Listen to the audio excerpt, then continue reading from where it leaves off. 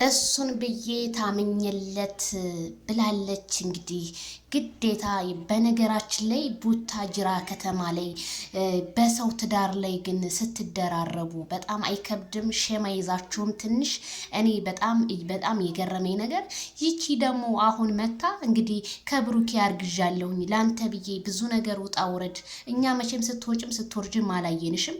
አሁን ነው የመጣሽው። አሁን ልክ እንደ ሄርሜላ ሜዳህያ መጣኋልሽ እያለቃቀሽ ነው። ባልሽ ደግሞ መልስ ሰጥቷል። እኔ ባሏ ብሩኬ እኔን ያናግረኝ ወይም ሀይሚ እኔን ታናግረኝ ብሏል። ግን አንቺ የሰውን ህይወትን ለመበጥበጥ ሀይሚጌን ለማስለቀት ቆመሽ የተነሳ ሴትዮ ነሽ። በጣም ይገርማል። ግን ምንም ትምህርት አያስተምርም ይሄ ነገር። የሩታና የአብርሃም ነገር አለቀ ስንል እነሱ ደግሞ በእንደዚህ አይነት መጥተዋል።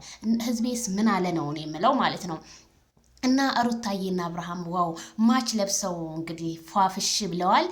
መልእክት ሩታ አስተላልፋለች። ምናለ መልእክቷ አንዳንድ ተገኝቶ ከመገመት ጠፍቶ መረሳት ይሻላል ብላለች። እንግዲህ ይሄንን ያለችው ለሄርሜላ ነው መልእክቱ ማለት ነው። እውነት ነው። አንዳንድ ጊዜ ተገኝታችሁ ከመገመታችሁ በፊት ከሰው ህይወት ውስጥ ጥንቅር ብላችሁ ለምን አትወጡም? ሩታና አብርሃም አሁን አዲስ ላይፍን ጀምረው በአዲስ ላይፍ ሞቅ ደመቅ እያሉ ነው። ከህይወታቸው ውጡላቸው ማለት ነው። እና ሩታ በጣም ትክክለኛ መልእክት ነው ሄርሜላ ከገባት። እሷ ግን የመንደሮን ፊት መቼም የሚገባት አይመስለኝም። ምክንያቱም በሰው 80 ላይ ልዝመት የምትል ሴትዮ ናት። አብርሃም ደግሞ እንደዚህ አይነት ሰው አይደለም። አብርሃም ለስራ ነው የፈለጋት። እሷ ግን በቃ የእውነተኛ አፍቅሯት እንዲኖር ነው የምትፈልገው።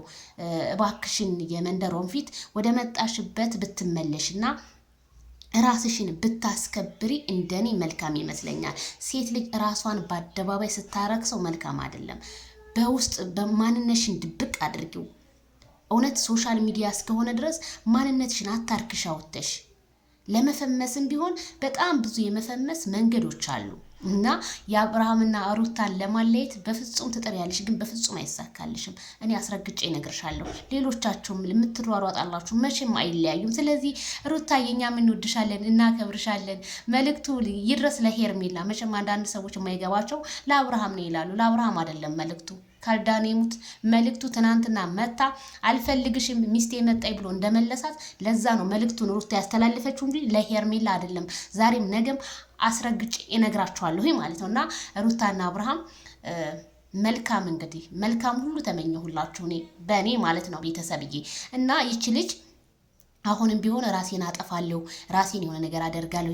ራስሽን አጥፍተሽ እስኪንሽ ብዙ ጊዜ ቡታጅራ ላይ ራሳችንን እናጠፋለን ስትሉ እንሰማለን፣ ግን ያጠፋ ሰው አላየንም። እስኪ አጥፊና አንሽ በመጀመሪያ በቃ የብሩኬ አፍቃሪ ራሷን አጠፋች ታሪክ ተሰራ እንላለን። ከዛ እኮ ወንዶችን ሴቶች አፈቀርን ብለው ሲመጡ ቶሎ ብለው ፍቅር እንዲቀበሏቸዋል። ምክንያቱም ያንቺ የውሸት ስለሆነ አፈቀርኩ ልታነቅ ነው። ቤት አነቂናሞች በጣም ነው የሚደብረው። ሰው ያላረገዘውን አርግዣለሁ እንዴት ብሎ በአደባባይ ይወጣል? ጨርቅ እየተቀጠቃችሁ ኮሜንታተርን ለማበሰጫጨት ለምታደርጉን ነገር ኮሜንታተር አሁን ላይ ነቅቷል። ኮሜንታተር እንደ በፊቱ የሚያለቅስላችሁ እንዳይመስላችሁ በጣም ነው የነቃው። ብሩኬ ደግሞ እንደ ወንዶቹ ቆፍጠን ብለህ ማለት ነው መልስ መልስ። ሀይሚዬን አታሰቃያት። ሀይሚዬ አታልቅስ።